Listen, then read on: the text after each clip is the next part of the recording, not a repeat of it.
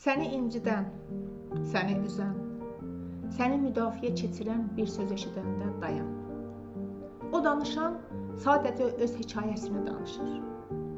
Bu onun gördüyü, yaşadığı, dərk etdiyi gerçəklikdir. Səninlə əlaqəsi yoxdur. Sən sadəcə şahidsən. Əgər o danışanda sənin içində bir duyğu qalxırsa, əgər bədənində gərginlik hiss edirsənsə, əgər sözlərinə cavab axtarırsansa, bu onunla deyil, səninlə bağlıdır. Bu hiss səni keçmişdə bir yerə aparır, onu gör.